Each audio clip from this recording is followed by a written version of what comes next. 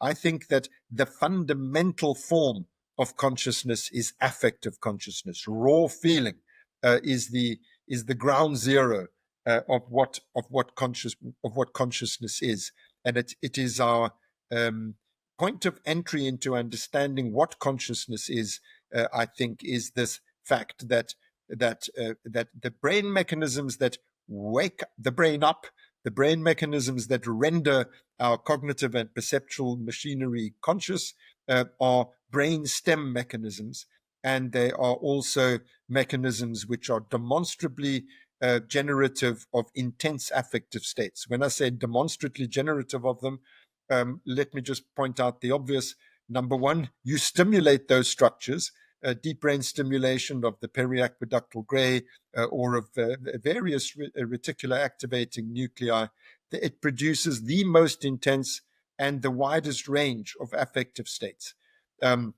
If these structures were merely regulators of some kind of quantitative level of wakefulness, then you would expect if you stimulate those structures, you'd get more or less aroused. But what happens is that there are very intense fears or rages or depressions or orgasms, intense affects are generated by stimulating those structures, the very same structures that underpin wakefulness.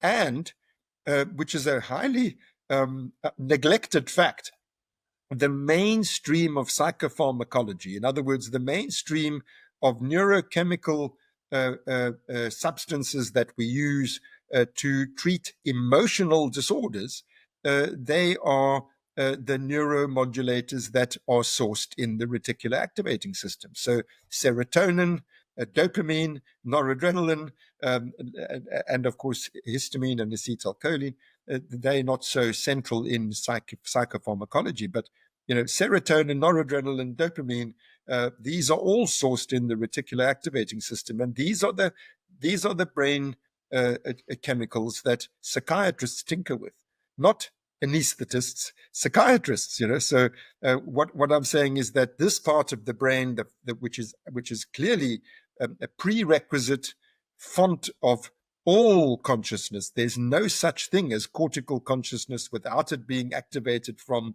the upper brainstem. There's no form of cognition or perception that can be conscious unless it is modulated by these upper brainstem arousal structures.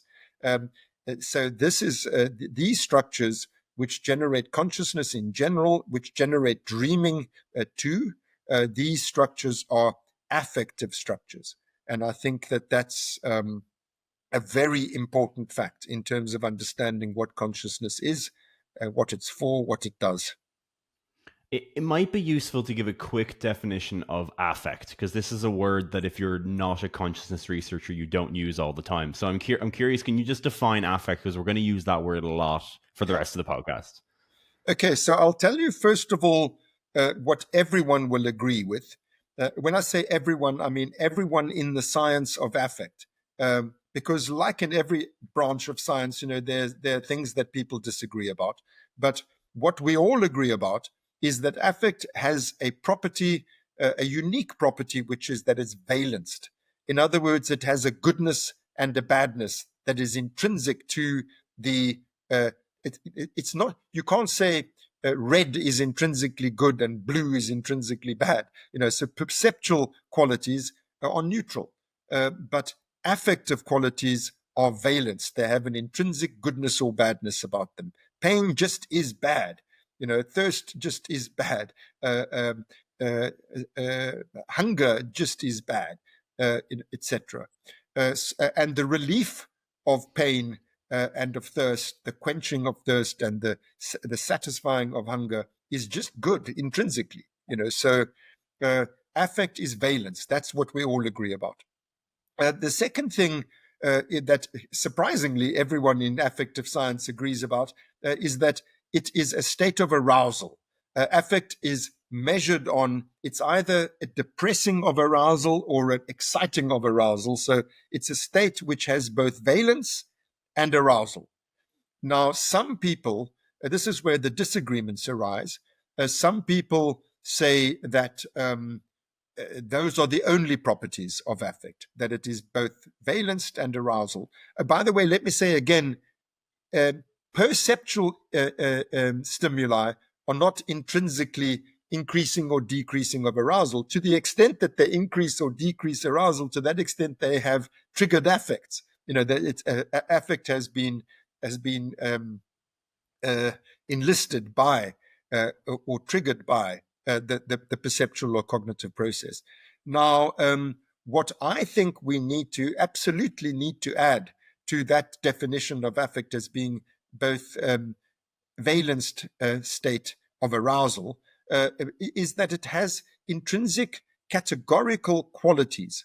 In other words, the badness of sleepiness is not the same thing as the badness of thirst, is not the same thing as the badness of pain, etc.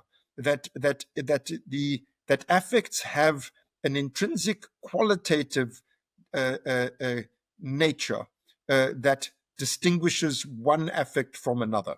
So I don't think there's a thing called affect that doesn't have a quality. That you can't Right. feel bad without that badness being about something, a certain kind of a badness. I should rather put it that way. Now that's moot.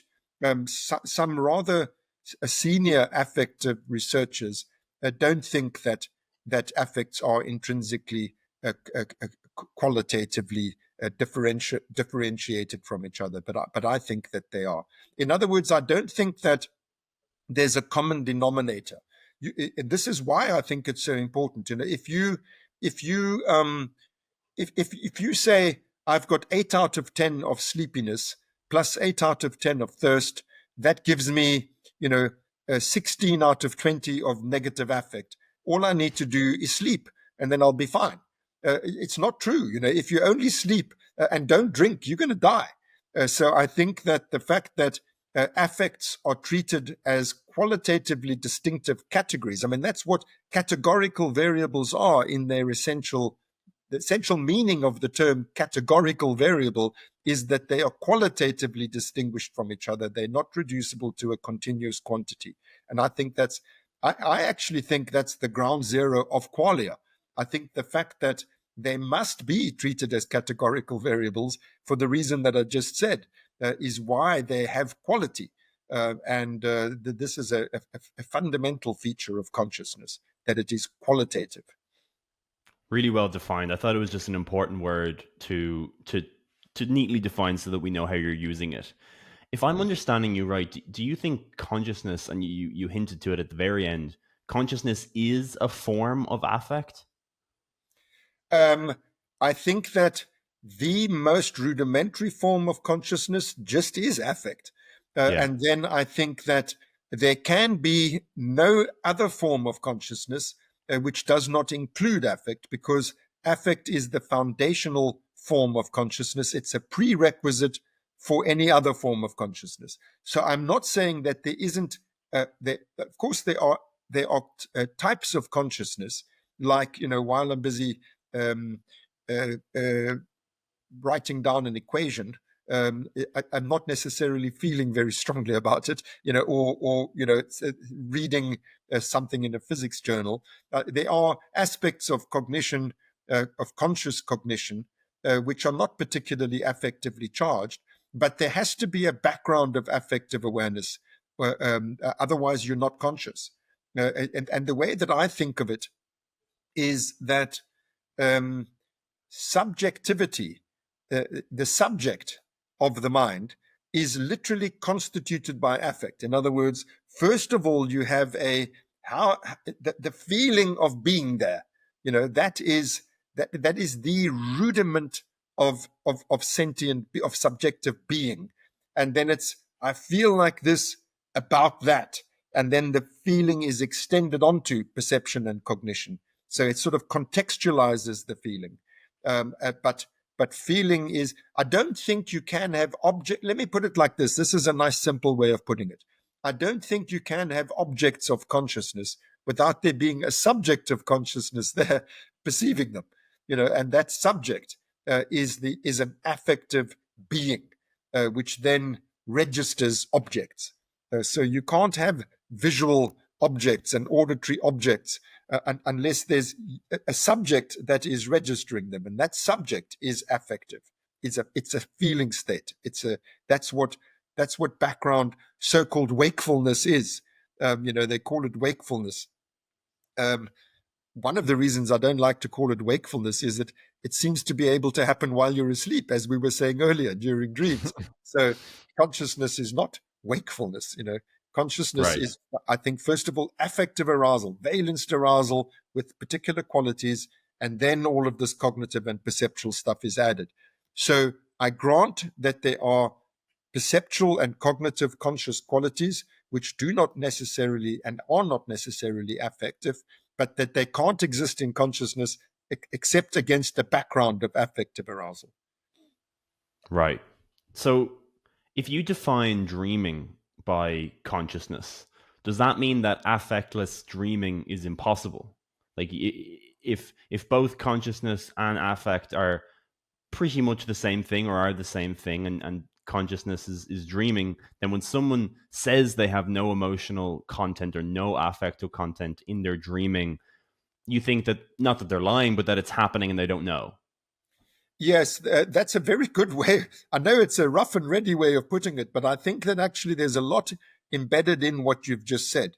To feel something and to know something are not the same thing. Yes. And, in other words, to have thoughts about your feelings and to have just feelings are not the same thing. And I think that many people, there is a great variability in our capacity to cognitively articulate our feelings and reflect upon them. There's a great variability in that department, but there's no such thing as an affectless conscious being, and there are people who claim they are. I have worked with them clinically. There are people, for example, with alexithymia. They say they feel nothing, and it's just not true. It's very, What's very quickly. alexithymia? Sorry. Alexithymia is it's actually an interestingly named condition because alexithymia supposedly denotes people who do not feel. But actually, the word uh, alexithymia, the alexi means lack of words for feelings, and I think Ah, that that's a very ah, interesting little yeah, wrinkle. That this is what I mean by patients who feel but don't know what they feel. In other words, they can't describe, and they can't even describe to themselves what they're feeling. But my God, they feel things. There's no question about it. And you must remember also, if we go back to our earlier definition of affect, when I said what it is it's valenced.